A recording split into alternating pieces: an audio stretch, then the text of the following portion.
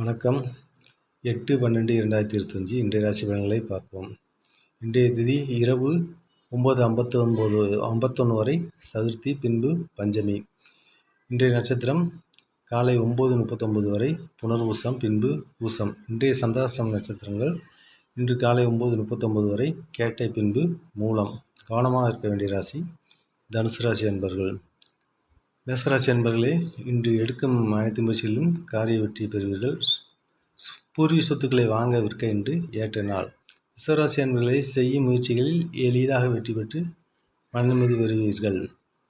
மிதுனர்கள் உள்வாக்கு செல்வாக்கு மேலோங்கும் நாள். 2 நாட்களாக அந்த தடை தாமதங்கள் நீங்கி புத்துணர்ச்சியுடன் இன்று செயல்படுவீர்கள். கடகராசி அன்பர்களே, இன்று வீண் விரயங்களை காட்டுகிறது. எனவே எதிலும் எச்சரிக்கையுடன் செயல்படுவது நல்லது.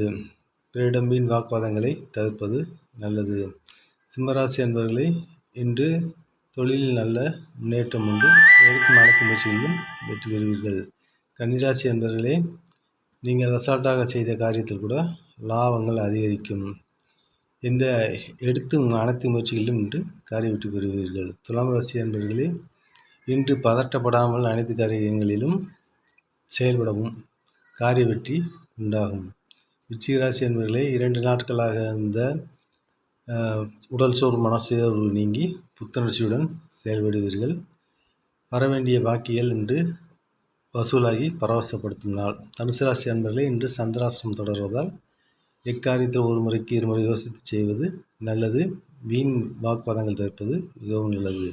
மகராசி அன்பர்களே, இன்று கணவன் மனைவி உறவு சிறப்பாக இருக்கும். எடுக்கும் அனைத்து முயற்சிகளிலும் காரிய வெற்றி பெறுவீர்கள். தனவரவு உண்டு. கும்பராசி அன்பர்களே, இன்று எதிலும் பொறுமையுடன் செயல்பட வேண்டிய நாள். வீண் வாதங்கள் தவிர்ப்பது நல்லது. மீனராசி அன்பர்களே, பூர்வ ஸ்தானம் வலுப்பெற்றிருக்கிறது. எனவே எடுக்கும் அனைத்து முயற்சிகளிலும் காரிய வெற்றி பெற்று மன நிம்மதி பெறுவீர்கள். பணவரவு உண்டு. வணக்கம் யூடியூப் அன்பர்களே, நம்மளுடைய சேனலை ஃபாலோ பண்ணுங்கள், சப்ஸ்கிரைப் பண்ணுங்கள். அப்போது என்னோட வீடியோ உங்களுக்கு உடனுக்குடன் கிடைக்கும். இன்றைய ராசி பலன் நிகழ்ச்சிகளை காண தவறாதீர்கள். வணக்கம், நன்றி.